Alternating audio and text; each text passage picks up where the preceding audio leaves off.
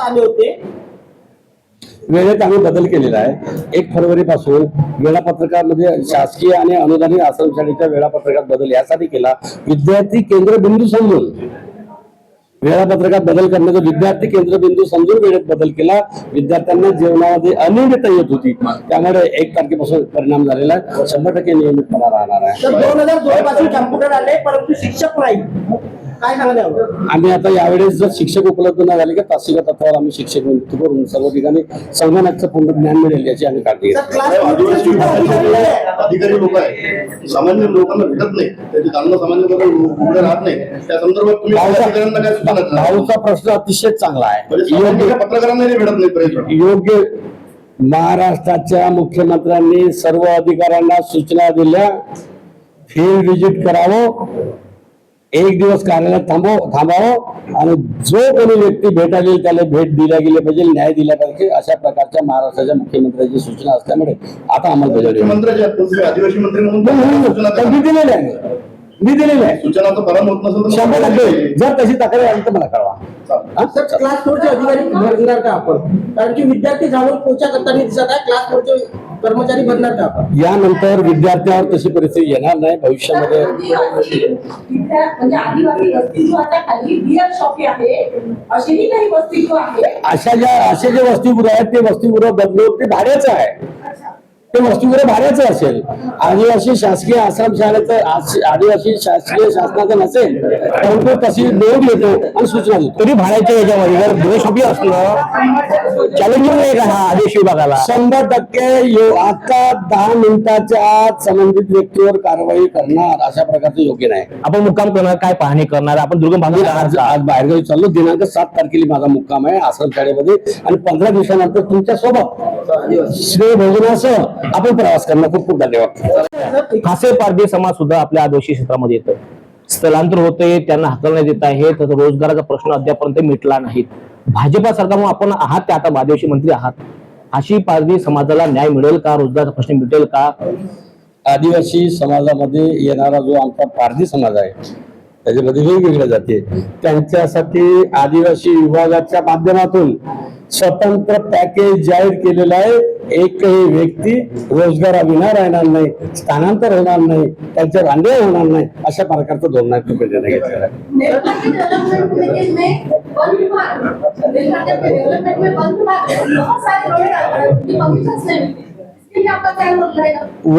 One हक्क कायद्या अंतर्गत सूचना दिल्या सर्व योजनेला आणि प्रशासनाला। वन हक्क जमिनी पट्ट्याच्या अनुषंगाने जो पात्र असेल त्यांना सामूहिक आणि वैयक्तिक वन हक्क दावे तात्काळ द्यावं। पुढच्या वेळेस जेव्हा 15 दिवसांनी येणार तेव्हा त्याचा आढावा घेईल। आदिवासींचं येणारं भविष्य नाही, आम्ही आता TRTच्या माध्यमातून विद्यार्थ्यांना प्रत्येक जिल्ह्यामध्ये स्पर्धा परीक्षेची पूर्व तयारीच्या अनुषंगाने उत्तम सेंट्रल लायब्ररी जिल्ह्या ठिकाणी बनवणार आहे आणि स्पर्धा परीक्षेची पूर्व तयारी करणार आहे, अशा प्रकारचं नियोजन बोलले। उत्तम शिक्षणाच्या सोयी आहे। 1 महिन्यापूर्वी विद्यार्थी चिखलदऱ्याला पायी चालले होते कारण त्यांच्या वसतिगृहात सोयी सुविधा नाही आहे। तुम्ही जे विशेष ज्या शाळा आहेत तुमच्या स्पेशल शाळा, त्या शाळांना असे विद्यार्थी अशा शाळेत विद्यार्थी पाठवता का ज्या शाळेचा निकृष्ट नामांकन आहे? आज आढावा घेतला असता सर्व PO आणि ATC ला सूचना केलेल्या आहे आदिवासी वसतिगृहामध्ये। आम्ही मग मुक्काम करणार कशाला जातो? प्रत्येक जण तिथं व्यवस्था कशी आहे, शौचालय आहे की नाही, पिण्याचं मुक्काम अंमलबजावणी होणं आवश्यक आहे। त्या दिवशी सुधरेल आणि भविष्यात कसं राहील? भविष्यात तसंच राहणार आहे। अनेक मंत्री भावना गौरीची शाळा आहे, ते बहुतांश मेळघाटातील विद्यार्थी तिथं आहे। रेट्या खेळाचं प्रकरण झालं, सुरुवातीला ते प्रकरण पोलिसांनी दडपण्याचा प्रयत्न केला, मात्र त्या प्रकरणात आमदार साहेबांनी स्वतः पत्र दिलं त्यांना, शिवराम काळे साहेबांनी। मात्र त्या प्रकरणात ठाणेदाराची तात्पुरती बदली झाली, जो बीट जमादार होता त्याच्यावरही पाहिजे तशी कारवाई झालेली नाही आहे। कारवाई कधीपर्यंत होईल की होणारच नाही। आणि वरिष्ठ याच्यामध्ये लक्ष देण्यास कुठेतरी कमी पडले आहेत का वरिष्ठ?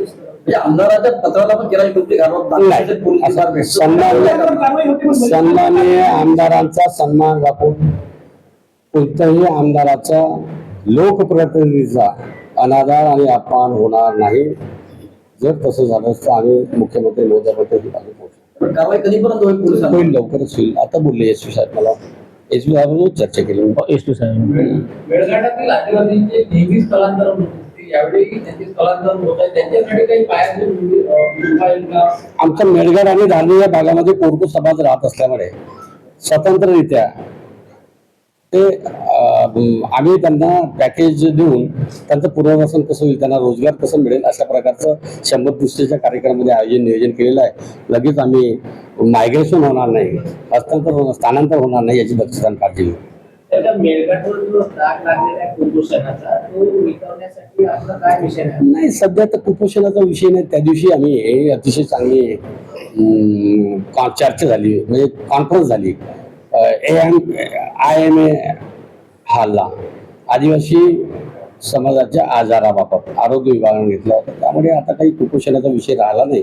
आपण आपल्या सर्वांना विनंती आहे, सत्य असेल तरच नमूद करावं. नाही सर, सत्य विषय बरोबर आहे. गरोदर माता प्रकरण जो आहे, कुपोषित प्रकरण आपण जे म्हटलंय, मीडियाला जेव्हा माहिती मिळते अतिशय दुर्गम भागातील गरोदर मातांना सुद्धा रुग्णवाहिका तिथे पोहोचवल्या लवकरात लवकर संपुष्टात आणण्याचे प्रयत्न. भाजप सरकार, आता काँग्रेसच्या सरकारमध्ये सुद्धा तेव्हा आक्षेप होता, भाजप सरकार आपण म्हणतायत अंमलबजावणी होणार की नाही होणार, किंवा आपण काय करावं? 100% अंमलबजावणी. ठीक आहे सर. म्हणजे ही जे सगळं आदिवासी सबळीकरण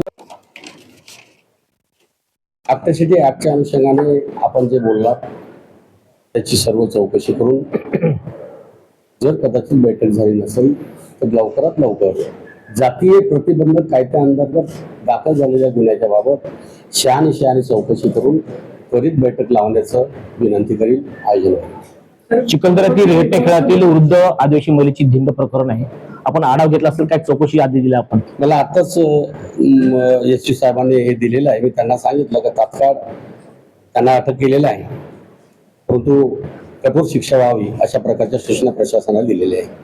तर अमरावती या प्रकरणात- जिल्ह्यात आहे, ठीक आहे सर. समाज प्रशस्त भवन आहे, पण आदिवासी विभागात या ठिकाणी प्रशस्त भवन आहे. आज तुम्हाला स्वतःला समाज कल्याणचा आधार घ्यावा लागतो. भविष्यामध्ये जसं सामाजिक सभागृह आहे, समाज कल्याण डिपार्टमेंट, त्या धर्तीवर जिल्ह्याच्या ठिकाणी कमीत कमी एवढे पैसे खर्च करून बिरसा भवन प्रत्येक जिल्ह्यात उभं राहणार अशा प्रकारचं सुद्धा नियोजन झालेलं आहे. याला टाइम पाहून काही पैकी भेटलं सरकारकडून, या संदर्भात तुमची काय भूमिका आहे? कोणतं सबलीकरण? सबळीकरण जे समजा बिरसा मुंडा. जमीन आहे, हा, बिरसा मुंडा योजना. 2 एकर आणि कोरडवाहू 4 एकर शेत. हो. 20 वर्षात फक्त 2च वेळा सरकारने विकून दिला. त्या योजनेचा प्रसार आणि प्रचार कदाचित झाला नसेल, मागणी नसेल आली, परंतु भविष्यामध्ये तुम्ही काय करता? आम्ही प्रचार आदिवासी विभागाच्या विविध योजनेचा चांगला प्रसार आणि प्रचार करून शेवटच्या माणसापर्यंत योजना कशी पडेल यासाठी नियोजन केलं. तुमचे नवरे पुढं तुम्ही आदिवासी मंत्री विभागाचे मंत्री आहात, तर मेळघाटच्या आदिवासी बहुल भागामध्ये सरकार केवळ निवडणुकांमध्ये येतं, पण तुमचा काही तेवढा समावेश 100% येणार आहात? 100%. 15 दिवसाच्या आत, आज दौरा तिथेच होता, 15 दिवसाच्या आत मेळघाट आणि धारणी या दोन्ही तालुक्यामध्ये मी स्वतः आदिवासी विकास मंत्री म्हणून जाऊन मुक्कामही करेल आणि प्रवास करेल. 22 गावापर्यंत मेळघाटात घेतलंय सर, 22 गावामध्ये. त्याच्याबाबत तर माहिती आहे तुम्ही मला. भुईके साहेब, एक अनुभव असा आहे आणि की देशाच्या स्वातंत्र्यापासून अजूनपर्यंत 22 गावांमध्ये वीज पोहोचलेले नाही. वन विभाग नेहमी आघाडी आहे. काल साहेबांना माहिती आहे. सर्वांनी आमदारांनी पालकमंत्री साहेबांनी दखल घेतली त्याची, पण आदिवासी विकास मंत्री म्हणून आपण दखल घेणार का? निश्चित दखल घ्या. त्या दिवशी जारीदा में 33 सेवी का जो आपका प्लान है वो तैयार है, लेकिन उसको शुरू नहीं किया जा रहा है, सर क्या कारण? करेंगे अभी जल्दी, मैंने आढ़ावा ले लिया आज, जल्दी से जल्दी वो शुरू करने वाले हैं. अगर आपको सबको एक बात बोलता, सर्व पत्रकार बांधव अतिशय मनापासून आज आम्ही एका शब्दावर आले.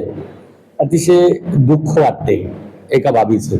आपण चांगल्या इलेक्ट्रॉनिक मीडियाच्या माध्यमातून, वृत्तपत्राच्या माध्यमातून देशाच्या राष्ट्रपती मुर्मूजी अभिभाषण केल्यानंतर त्या अभिभाषणावर उत्तर जनजाती महिला आहे म्हणून काय झालं, त्या महिलेबद्दल काय बोलावं, बेचारी आहे, थकलेली आहे, बोर भाषण आहे, अशा प्रकारचं वक्तव्य करणं म्हणजे एक आदिवासी महिलांचा अपमान करणं आहे. आपण सर्वांनी नोंद घ्यावं आणि तशा प्रकारचे आपण आपल्या लोकप्रिय वृत्तपत्रामध्ये, लोकप्रिय इलेक्ट्रॉनिक मीडियाच्या माध्यमातून हे दाखवावं की देशाची राष्ट्रपती जर जनजाती असेल, आदिवासी महिला असेल, तर तिचा त्या महिलेचा अपमान आणि अनादर अशा प्रकारचं जर कोणी करत असेल सभागृहामध्ये लोकसभेमध्ये, आपल्या सर्वांना माहित आहे लोकसभेमध्ये अशा प्रकारचं त्या महिलाचा जर अपमान करत असेल, गरीब आहे, बेचारी आहे, थकलेली आहे, बोर भाषण आहे, अशा प्रकारचं वाक्य वापरत असेल तर हा त्या महिलेचा संपूर्ण जगात देशातल्या महाराष्ट्रातल्या महिलांचा अपमान आहे. अशा प्रकारची आदिवासी समाजाची नेमकी काय भूमिका आहे असं म्हणणाऱ्या विरोधात? 100% आता आदिवासी साधा आहे बिचारा. आम्ही नाही 100% आदिवासी समाजाला देशातल्या 10 कोटी आदिवासी बांधवांना निश्चय केलेला योग्य वेळी त्यांना धडा शिकवल्याशिवाय राहणार नाही. दोन्ही इलेक्ट्रॉनिक प्रिंट मॅडम, महाराष्ट्राचे मुख्यमंत्री देवेंद्रजी फडणवीस यांच्या नेतृत्वामध्ये आदिवासी विकास विभागाचा मंत्री म्हणून जबाबदारी मिळाल्यानंतर मुख्यमंत्री मोदयांनी 100 दिवसाचा कृती आराखडा बनवला. त्या 100 दिवसाच्या कृती आराखड्यामध्ये आदिवासी विभागाचा सुद्धा एक भाग म्हणून आदिवासी विभागाच्या माध्यमातून 100 दिवसाच्या कार्यक्रमामध्ये नियोजन करून सादरीकरण केलं आणि त्याची अंमलबजावणी करण्याची प्रक्रिया आदिवासी विभागाच्या माध्यमातून सुरू आहे. प्रामुख्याने सांगतो आम्ही येणाऱ्या काळामध्ये 100 दिवसाच्या कृती आराखड्याचा एक भाग म्हणून या 100 दिवसामध्ये महाराष्ट्रामध्ये आयोग जाती आणि जमाती एक आयोग असल्यामुळे महाराष्ट्रामध्ये अनुसूचित जमाती आयोग देवेंद्र फडणवीस यांच्या नेतृत्वामध्ये गठीत होणार अनुसूचित जमाती आयोग महाराष्ट्राचा. सोबतच 181 आदिवासी शाळा आम्ही डिजिटल करणार आहे. डिजिटल वसतिगृहामध्ये राहण्याची व्यवस्था कमी असल्यामुळे तालुका स्तर आणि जिल्हा स्तरावर आदिवासी महिला आणि मुली आणि मुलांसाठी वसतिगृहाची अद्ययावत व्यवस्था करणार आहे. जर जागा उपलब्ध झाल्या नाही तर विद्यापीठामध्ये मुला मुलींचे वसतिगृह उभारणार आणि त्या ठिकाणी मुला मुलींना राहण्याची व्यवस्था करणार, अशा प्रकारचा सुद्धा संकल्प आहे. एवढ्यावरच थांबला नाही आदिवासी विभाग. दिनांक 7 फरवरीला महाराष्ट्रातल्या सर्व आदिवासी आश्रमशाळा ज्या आहेत त्या सर्व आदिवासी आश्रमशाळामध्ये लोकप्रतिनिधी, खासदार, आमदार, मंत्री, सचिव ती आदिवासी आश्रमशाळा दत्तक घेऊन दिनांक 7 तारखेला त्या आश्रमशाळेमध्ये मुक्काम करणार, अशा प्रकारचं सुद्धा आम्ही धोरण आखलेलं आहे. त्याची सुद्धा आम्ही अंमलबजावणी केली. त्यामुळे यानंतर मुला मुलींच्या वसतिगृहामध्ये होणारी अनेक जे आहे डीबीटी असो, काय जे वेळोवेळी येणारे आदिवासीचे विविध प्रश्न आहेत ते प्रश्न सोडवण्यासाठी 100% आदिवासी विभाग सरसावलेला आहे. जसं महाराष्ट्राचे मुख्यमंत्री देवेंद्र फडणवीसची कल्पना आहे, महाराष्ट्र थांबणार नाही, महाराष्ट्र धावणार आहे. सोबतच आदिवासी विभाग थांबणार नाही, धावत राहणार आहे, असं तुम्हाला सर्वांना आवाहन करतो. खूप खूप धन्यवाद.